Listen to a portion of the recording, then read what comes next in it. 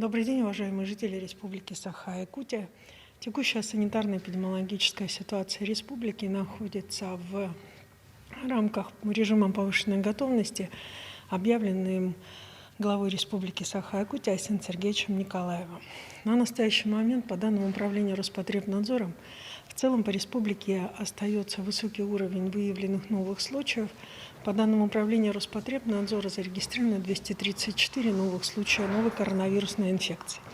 Необходимо обратить внимание на то, что 52,6% случаев зарегистрировано в городе Якутске.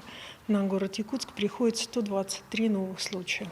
Особенно сложными сегодня являются санитарно-эпидемиологические ситуации в Мегино-Кангаласском, Вилюйском, Намском, Усть-Салданском, Хангаласском и Чурапчинских улусах. Во всех этих муниципальных образованиях открываются дополнительные койки и оказывается медицинская помощь как в стационарах медицинских учреждениях, так и в открытых дополнительных койках. Сегодня наиболее сложной является ситуация в Мегино-Кангаласском улусе, где продолжается прирост заболевших практически каждый день, в связи с чем оперативным штабом республики дано указание оперативному штабу районов усилить вопросы, связанные с вакцинацией граждан в целях того, чтобы не допускать утяжеления случаев. Большое количество случаев, по 10 случаев, зарегистрировано в Алданском и Хангаласском улусе. Со вчерашнего вечера в Хангаласском улусе открыты дополнительные койки, на которых размещено 17 заболевших, которые находились в Актемской больнице, в Актемской врачебной амбулатории, исходя из соответствующих медицинских показаний. Кроме того, 9 случаев зарегистрировано в Мирнинском улусе и по 8 случаев зарегистрировано в Вилюйском и Чурапчинском улусе. Усложнилась обстановка и в Тампонском и Татинских улусах. В 10 районах республики зарегистрировано от 1 до 6 случаев. Я обращала внимание на сложность обстановки в Намском улусе. Количество зарегистрированных случаев является непосредственно зарегистрированных в Намском улусе является сборным и зафиксировано в пределах небольших населенных пунктов, в том числе и отдаленных населенных пунктов. Уважаемые жители Республики Саха-Якутия, в наших медицинских учреждениях находится 167 наших сограждан в тяжелом положении, 33, а в тяжелом состоянии 33 из них находятся на ИВЛ. Количество детей больных увеличивается уже 23% от общего количества детей. Эти дети.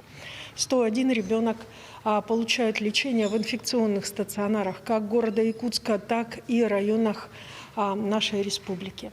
В связи с тем, что по городу Якутску принято решение о очном обучении детей младших классов с 1 по 4 класс, необходимо обратить внимание о тех мерах безопасности, которые должны принимать семьи, в которых молодые мамы являются беременными, должны принимать те семьи, в которых пожилые граждане присутствуют и также являются членами семьи.